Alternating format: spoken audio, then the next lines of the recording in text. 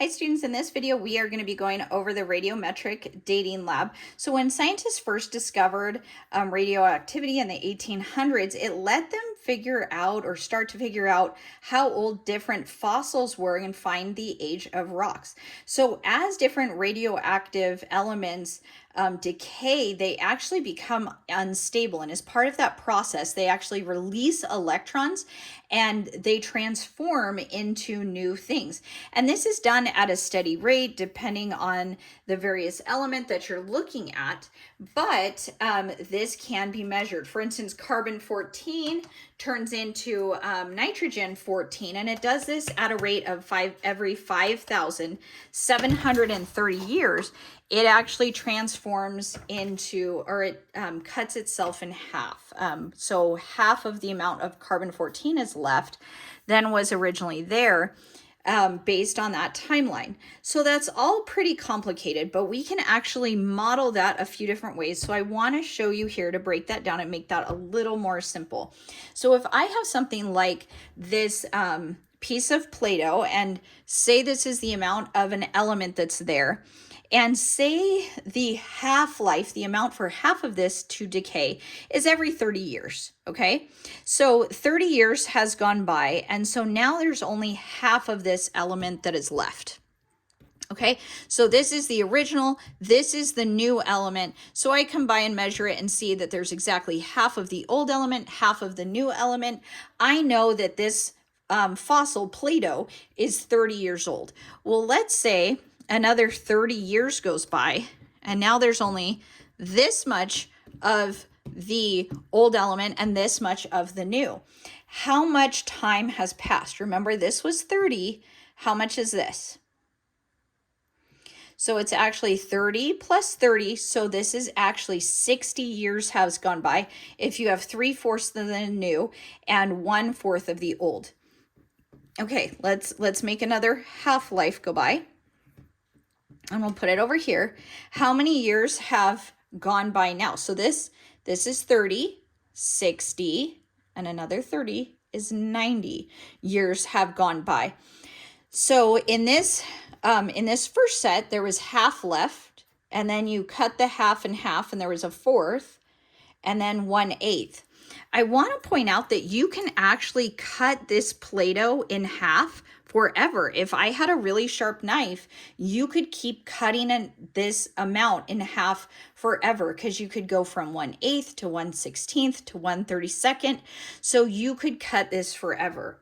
Well, in our demonstration here, it's not going to be modeled as well, but I do have a way to model this with some discs that are red and yellow. So you should have discs, and they should all be face up. 100 red discs should be face up, and they are going to be called apelesium in this lab. And for this lab, we're only going to use 40 of, I'm only going to use 40, but you are going to need 100 of them on the red side. So red is going to be apelesium, because apples are sometimes red.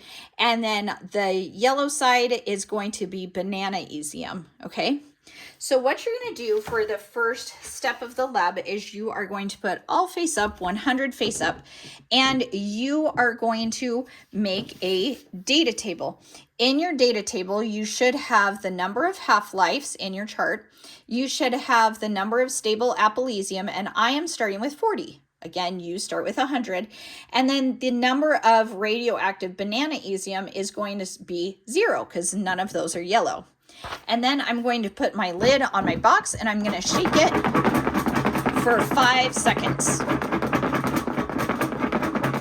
Okay, and at the end of 5 seconds, I'm going to take off the lid, and I'm going to pull out and count all of my bananaesium. So I see that I have 6 here and 4 more. That's 10. I'm up to 13. 14, 15, and I'm up to 16. So I'm going to put those 16 bananaesiums off to the side, and I'm going to write that I have 16 bananaesiums, which means I should have 24 apelesiums. So I'm going to write the 24 right here, okay? And so I'm going to fill out my chart with 24 and 16 bananaesiums. The bananaesiums go out to the side and they don't get put back in the box because we're just going to cut this appleesium to the side or in half. So now I'm going to do another 5-second shake. And then at the end of that, I am going to pull out all of my bananaesiums.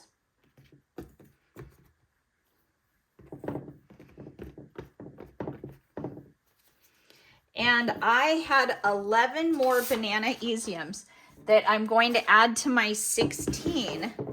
So I'm going to have 27 bananaesiums. And how many appleesiums do I have left? 1, 2, 3, 4, 5, 6, 7, 8, 9, 10, 11. So I have 11 appleesiums left, okay?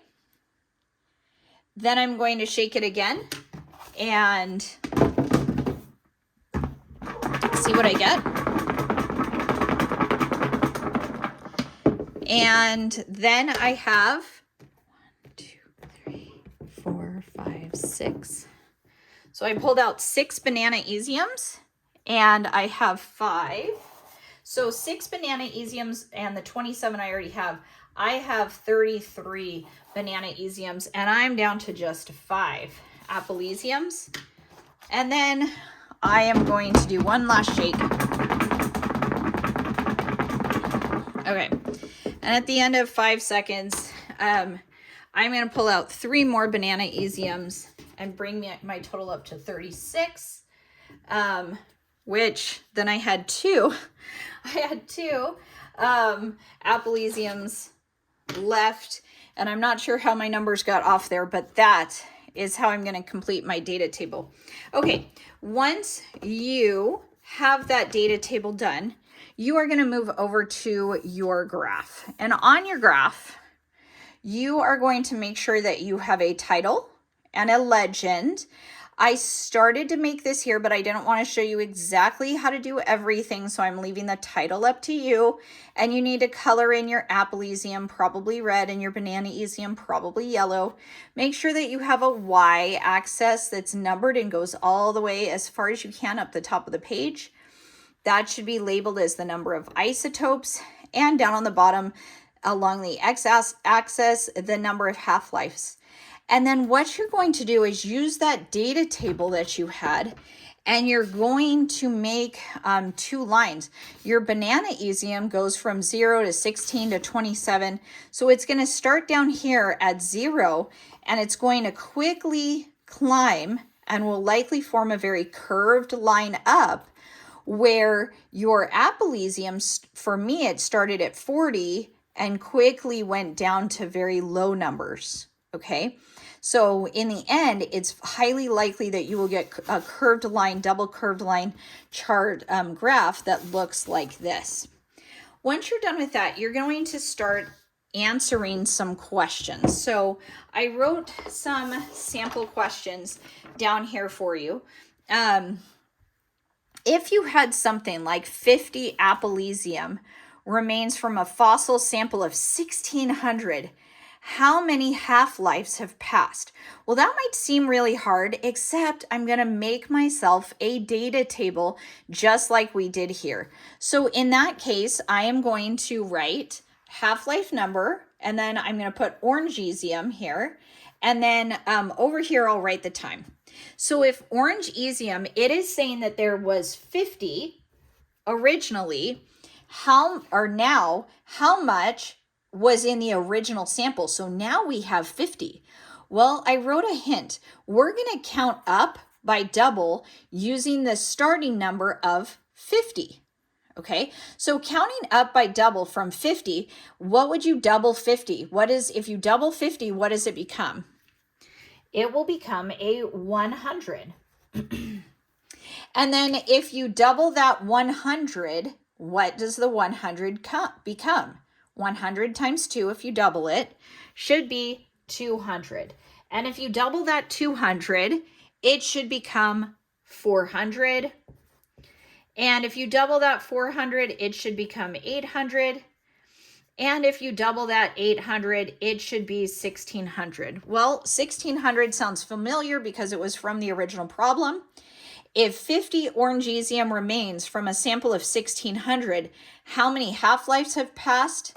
Well, the original, so I put 0, was 50, and one of the half-lives took it to 100, 2 half-lives took it to 200, 3 took it to 400, 4 half-lives took it up to 800, and 5 half-lives brought it up to 1600. The answer to this question is 5 half-lives have passed. Okay, say you get a related question, and you will on your lab, that says something like, how many years ago did the fossil die if a half-life is 25 million years? Well, I am going to make a chart just like the one I did here. I am going to make the same type of chart, but add time to it. So on the first half-life, no time has passed yet, so I'm going to write 0 there. I'm going to write 0 because no time has passed. But it said every 25 million years, it cuts in half. So on my second data set, I'm going to say 25 million years has passed for it to go from 50 to 100. Or actually, it would have deteriorated the other way from 100 to 50. But either way, since we're counting up, it's perfectly fine to do it in this direction. So for the next half-life, another 25 million years would have passed. Remember, this column we doubled, but this one we're just adding in this column. So 0 plus 25 million equals 25 million, plus 25 million more, 25 million plus 25 million equals, and the answer you should get should be 50 million. Now we're adding again with the 25 million, 50 million plus 25 million, and you should get 75 million. And then 75 million plus 25 million is 100 million. And the last one should be 125 million. So the answer to this question is, how many half-lives have passed? The answer is 25 million years. And you should make sure to write it out as 25 million years and spell that out on your lab as you do it.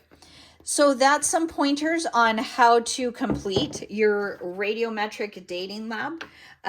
Give it a try, and I hope it goes really well.